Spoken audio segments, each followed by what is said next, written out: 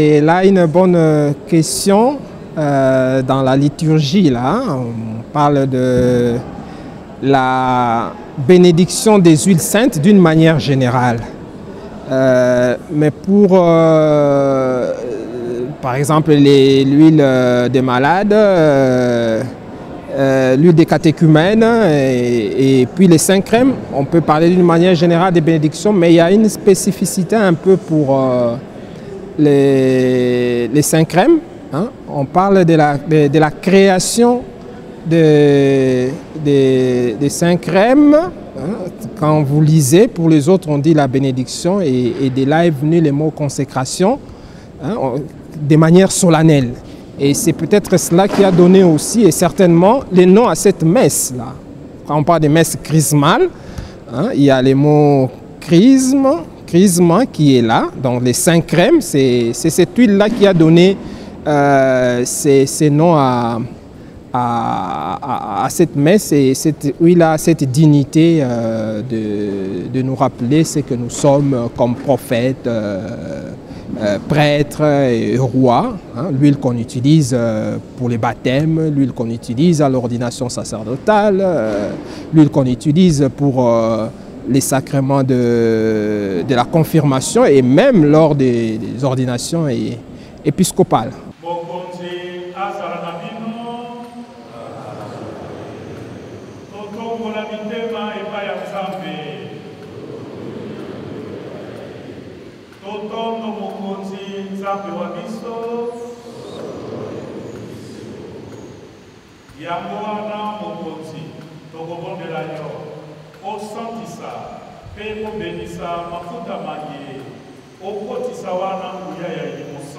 Ça ressemble un peu à une préface. On a l'impression que pendant cette messe, la préface est un peu chantée 2 fois. Et pendant ce moment-là, il y a un peu cette prière consécratoire. On consacre.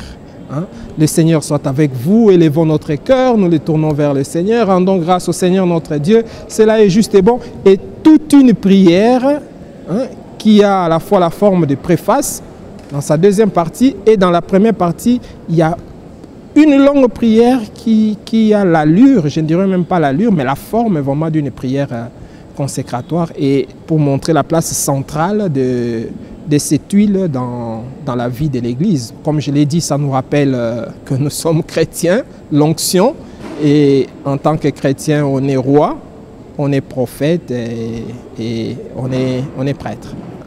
C'est pour... Évidemment, ça vient du fait qu'autrefois on appelait ça extrême onction.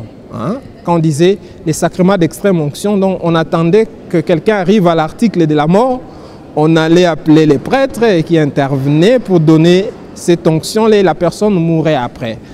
Mais alors que quand vous lisez dans l'épître de Saint Jacques, on dit que si quelqu'un est malade, qu'on appelle un ancien, qu'il vienne prier pour lui pour qu'il recouvre la santé et la force là. Hein? Et la terminologie a même changé, on parle aujourd'hui des sacrements des malades. Et comme l'a dit le cardinal pendant l'Eucharistie, on peut recevoir ces sacrements autant de fois qu'on voudrait. Quand vous vous sentez faible dans votre corps, eh bien, appelez les prêtres qui viendra prier sur vous. Et ces sacrements-là est généralement accompagné aussi des sacrements de la réconciliation, la confession. En fait, dans l'Église, on appelle ça des sacrements de guérison. Hein? On vous guérit du péché, mais on vous guérit aussi physiquement, parce que le Seigneur nous guérit à la fois spirituellement et corporellement. Donc ce n'est pas l'extrême onction, mais c'est les sacrements des malades pour redonner de la force.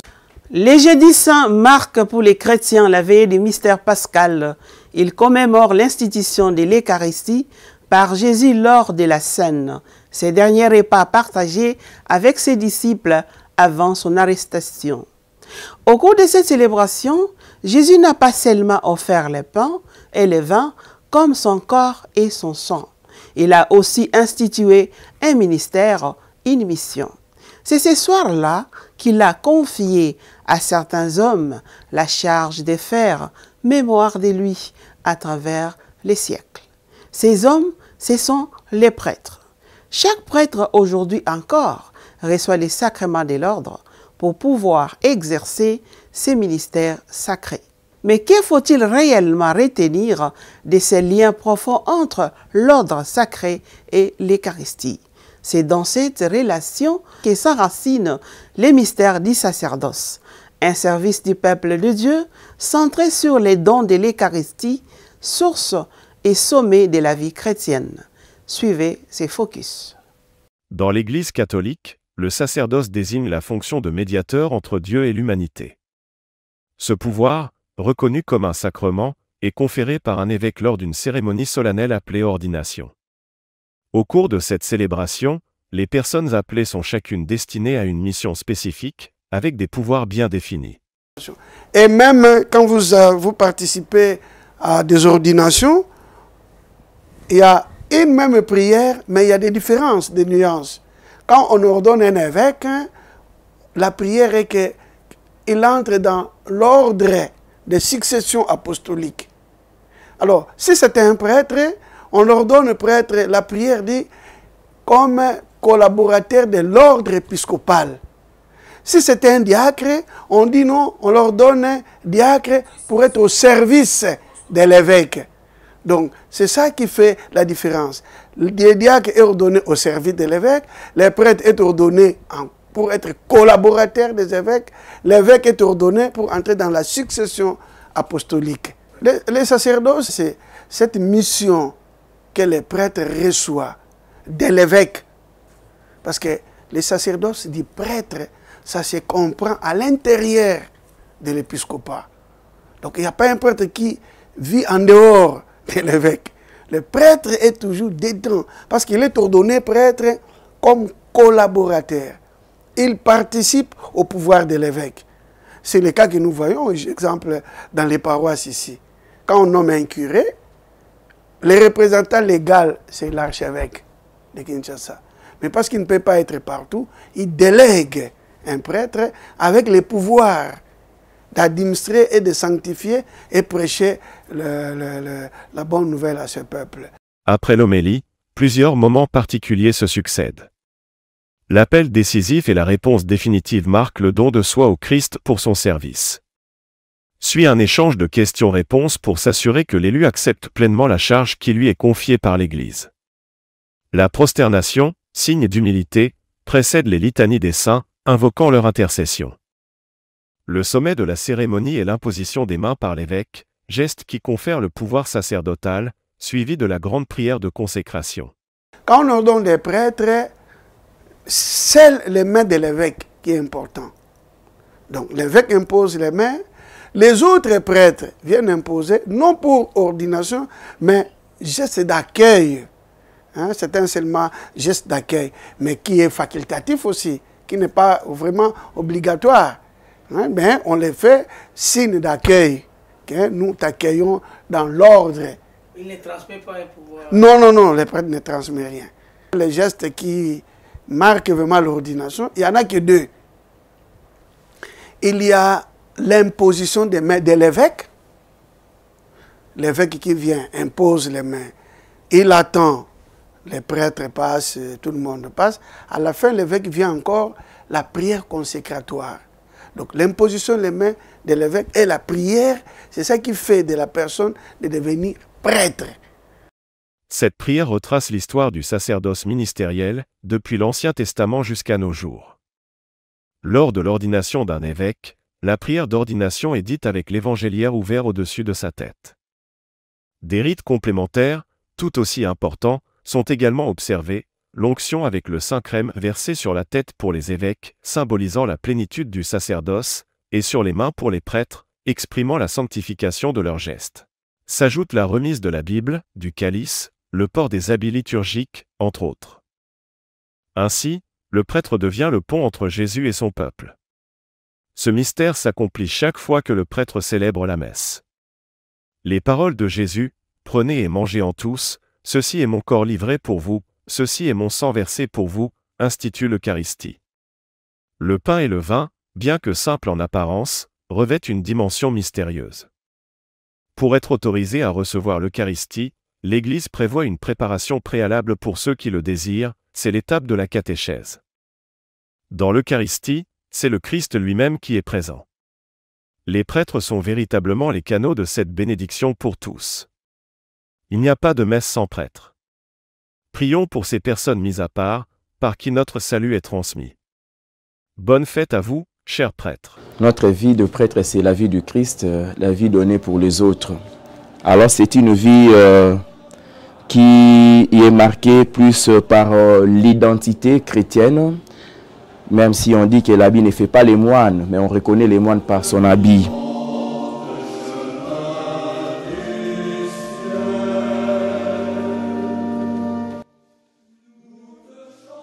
Kinshasa, cœur battant de la République démocratique du Congo. Une ville aux 1000 visages où modernité et tradition s'entrelacent. Au milieu de cette agitation urbaine, dans la tumulte de la ville, entre klaxons et foules pressées, des hommes vivent leur vocation en silence au cœur du monde. On les appelle prêtres, possédant tous les sacerdoces ministériels. En ville, leur mission s'étire entre les urgences sociales, les réalités pastorales et les exigences spirituelles. Leurs vies sont entre la chambre, la prière et la pastorale porte à porte. L'abbé Olivier Lengo est prêtre de l'archidiocèse de Kinshasa. Fort des 10 ans de sacerdoce, l'abbé Olivier Lengo a récemment été nommé au ministère paroissial de la paroisse Saint-Vincent de Paul à Kinshasa, située dans le quartier Kimbangu. Technique, je suis aussi technicien. Certains objets liturgiques semblent être rangés de manière inhabituelle. Les calices, une croix avec intention des fidèles et une étole sont placés près de sa télévision, tandis que d'autres objets sacrés sont stockés dans son armoire à la place de verres et autres ustensiles. Avant l'entrée des fidèles dans l'église, l'abbé se retire en sacristie. Dans le silence et le recueillement, il revêt les habits sacerdotaux, geste empreint de symbolisme millénaire. Nous devons comme humains toujours nous ceindre le rein pour éteindre les ardeurs du péché avant de présider à l'Eucharistie. Voilà pourquoi d'ailleurs j'avais scindé mes reins avec les cordon singulo. Et je m'étais vêtu de l'aube alba, symbole de la blancheur, symbole de la pureté, puisque je vais présenter la Sainte Eucharistie et l'étole, symbole de la croix du Christ que je porte, les poids des fidèles pour qui je présente l'Eucharistie. Okombo ya tata, pe amwana, pe limosantu, bisalisi vya biso ekoute pa ya mokonzi. Kembo na tata mwana, pe limosantu.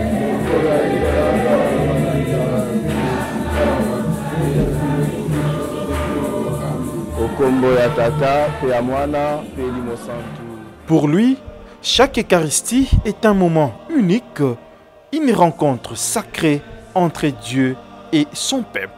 Nous savons que nous sommes que des courroies de transmission, nous sommes que des ponts. Tout ce que nous faisons ne dépend pas de nous, ça dépend de Dieu. Et tout ce que nous donnons aux fidèles, c'est Dieu qui le donne, qui les avait destinés à eux, mais doit passer par nous. Nous ne pouvons pas, nous n'avons aucun intérêt de nous enorgueillir. C'est le travail du Seigneur, il nous a appelés et il nous utilise. Nzambe waboka sibonso, abatela pe abelisa bino, tata, mwana, nape elimo santu. Misa esili. Cependant, sa mission ne se limite pas à l'autel. Après la messe, l'abbé Olivier s'engage pleinement dans la vie de la communauté. Il bénit les enfants, écoute les préoccupations des parents et console les affligés. Un mot, un sourire, une main posée, autant de gestes simples mais porteurs de paix. Une fois l'assemblée dispersée et les lumières de l'église tamisées, sa mission se poursuit dans les ruelles du quartier. À pied, il reprend son rôle de berger et entame sa pastorale de proximité. Et porte à porte, il va à la rencontre des malades, des personnes seules, de ceux qui ne peuvent plus se rendre à l'église.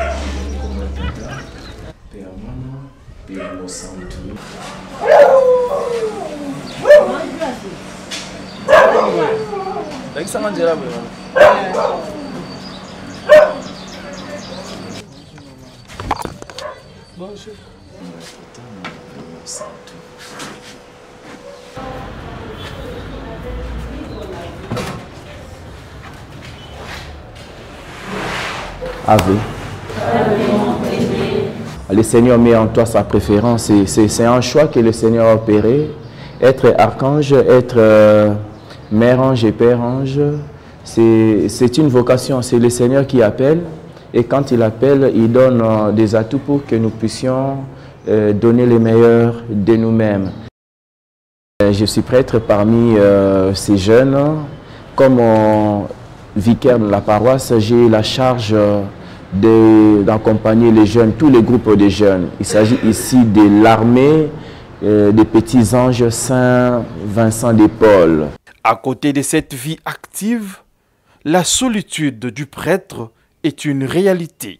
Mais elle ne rime pas nécessairement avec isolement. Bien au contraire, elle devient souvent un espace de silence, de prière et de ressourcement. Solitude, c'est après les services qu'il rend à la communauté qu'il pouvait maintenant vivre la solitude parce qu'il est seul dans sa maison. Il peut tomber malade, il restera seul. Au chevet de son lit, vous ne trouverez personne, mais le Christ est là. Et c'est ce qui me pousse d'ailleurs à dire que ce n'est pas vraiment la solitude parce que le Christ est là, qui nous a promis qu'il sera avec nous tous les jours jusqu'à la fin du temps. Nous sommes déjà garantis par la présence du Christ. Les repas partagés ou pris en silence devient alors un moment sacré.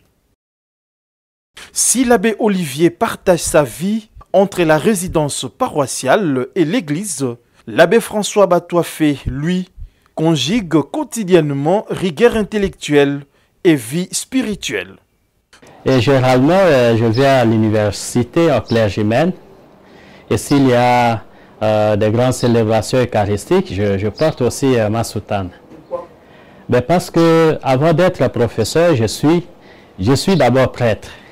Et c'est en tant que prêtre que je suis envoyé enseigner à l'université. Et donc, même si je ne suis pas dans la pastorale paroissiale, mais mon apostolat, c'est justement l'éducation et la formation de la jeunesse. Prêtre, professeur d'université et célébrant dans des communautés religieuses, 3 vocations dans une seule vie. Chaque matin, il franchit les portes de quelques communautés pour y célébrer la messe avant de rejoindre le banc de l'université.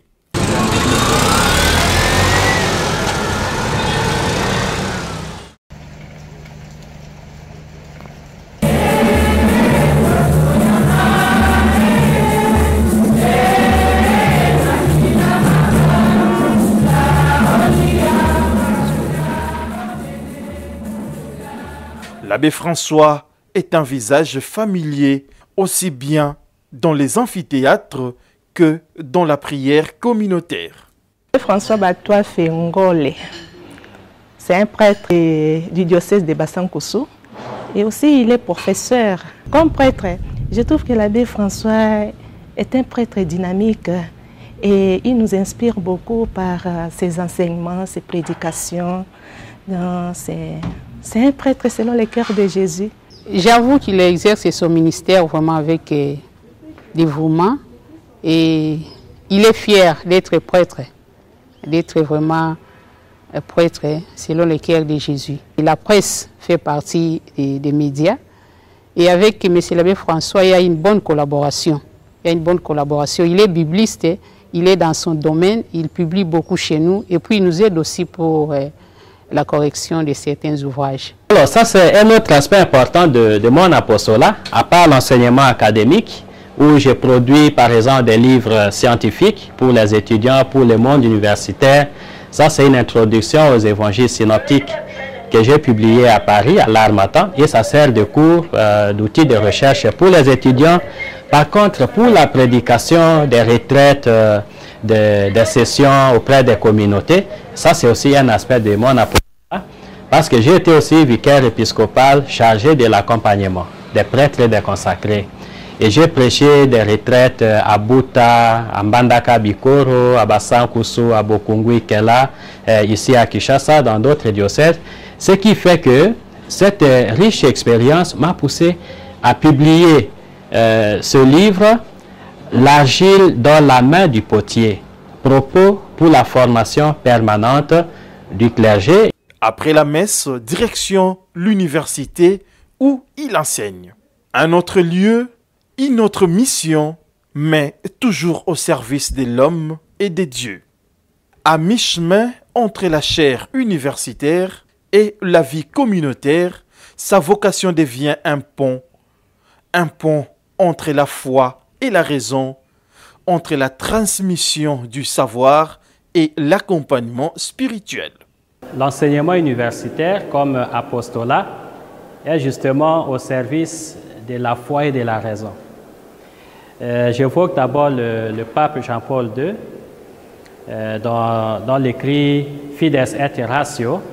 Justement, il parle de la foi et de la raison comme les deux ailes qui permettent à l'être humain de s'élever justement vers la contemplation de la vérité. Et la théologie se définit justement comme la science en quête, justement la raison en quête de la foi ou la foi en quête de la raison. Donc, il y a un mouvement circulaire. En théologie, qu'est-ce que nous faisons? Nous utilisons les outils scientifiques de la raison humaine qui sont très élaborés pour pouvoir creuser la profondeur justement de la foi qui nous anime. Et de l'autre côté aussi, parce que nous sommes des scientifiques, notre foi nous permet aussi d'éclairer justement la raison. Voilà pourquoi cet apostolat qui forme la jeunesse que vous voyez ici. Deux chemins, un même engagement. Que ce soit en communauté ou à l'université, ce prêtre fait de sa vie un témoignage vivant, fidèle à sa mission, même dans la complexité du monde urbain.